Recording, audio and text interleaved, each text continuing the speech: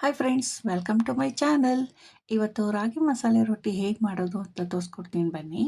ಮೊದಲಿಗೆ ಒಂದು ಬೇಸನ್ಗೆ ಸಣ್ಣಗೆ ಹಚ್ಚಿರೋ 5 ಈರುಳ್ಳಿ, ಸಣ್ಣಗೆ ಹಚ್ಚಿರೋಂಥ ಕೊತ್ತಂಬರಿ ಸೊಪ್ಪು 1 ಬೌಲು, ನೆನೆಸಿದ ಕಡಲೆಬೇಳೆ ಸ್ವಲ್ಪ, ಸಣ್ಣಗೆ ಹಚ್ಚಿರೋ ಸಬ್ಬಾಕಿ ಸೊಪ್ಪು 1 ಬೌಲು, ತುರಿದ ಕ್ಯಾರೆಟ್ 1 ಬೌಲು, ಕಾಯಿ ಪೀಸಸ್ ಅರ್ಧ ಬೌಲು, ತರಕಾರಿ ಮಾಡ್ಕೊಂಡಿರೋ ಕಡಲೆ ಬೀಜ 1 ಬೌಲು, ಸಣ್ಣಗೆ ಹಚ್ಕೊಂಡಿರೋ ಮೆಣಸಿನ್ಕಾಯಿ 4, ರಾಗಿ ಹಿಟ್ಟು 1 ಬೌಲು, ರುಚಿಗೆ ತಕ್ಕಷ್ಟು ಉಪ್ಪು.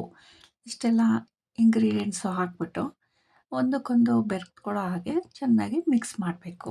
ಮಿಕ್ಸ್ ಆದಮೇಲೆ ಸ್ವಲ್ಪ ಬಿಸಿನೀರು ಕಾಯಿಸಿಟ್ಕೊಂಡು ಬಿಸಿನೀರಲ್ಲಿ ಕಲಿಸ್ಕೋಬೇಕು.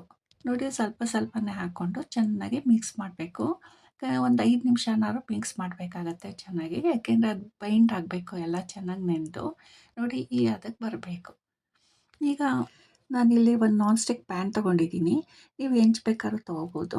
ಅದಕ್ಕೆ ಎಣ್ಣೆ ಹಚ್ಚಬೇಕು. ಈವನಾಗಿ ಎಣ್ಣೆ ಹಚ್ಬಿಟ್ಟು ರಾಗಿ ಹಿಟ್ಟನ್ನ ಒಂದು ಉಂಡೆ ಮಾಡಿಕೊಂಡು ಅದನ್ನು ಹೆಂಚು ಮೇಲೆ ತಟ್ಟಬೇಕು. ತೆಳ್ಳಗೆ, ಎಷ್ಟು ತೆಳ್ಳಗಾಗುತ್ತೋ ಅಷ್ಟು ತೆಳ್ಳಗೆ ಈವನಾಗಿ ತಟ್ಕೋಬೇಕು. ನಿಮ್ಗೆ ಎಷ್ಟು ಸಾಧ್ಯ ಆಗುತ್ತೋ ಅಷ್ಟು ತೆಳ್ಳಗೆ ತಟ್ಕೊಳ್ಳಿ. ಈವನ್ ಆಗಿರಬೇಕು. ಒಂದು ಕಡೆ ದಪ್ಪ, ಒಂದು ಕಡೆ ತೆಳುವು, ಆ ಥರ ಮಾಡಿಬಿಡಿ. ನೀವು ನಾನ್ ಸ್ಟಿಕ್ ಹೆಂಚು ನಿಮ್ಗೆ ಪ್ರಿಫರ್ ಮಾಡಿದ್ರೆ ಅದರಲ್ಲೇ, ಇಲ್ಲಾಂದರೆ ನಾರ್ಮಲ್ ಹೆಂಚಾದರೂ ಓಕೆ, ಅದ್ರ ಮೇಲೇ ನೀವು ಈ ಥರ ತಟ್ಕೋಬೋದು. ಈಗ ಇದಕ್ಕೆ ಒಂದು ಸ್ವಲ್ಪ ಎಣ್ಣೆ ಹಾಕಿಬಿಟ್ಟು ಒಂದು ಸ್ಪೂನ್ ಅಷ್ಟು ಎಣ್ಣೆ ಹಾಕಬೇಕು. ಎಣ್ಣೆ ಹಾಕಿ ಮಧ್ಯದಲ್ಲಿ ತೂತು ಮಾಡಬೇಕು. ಈಗ ಒಲೆ ಮೇಲೆ ಇಟ್ಟು ಲಿಡ್ ಕ್ಲೋಸ್ ಮಾಡಿ 1 ನಿಮಿಷ ಬೇಯಿಸ್ಬೇಕು.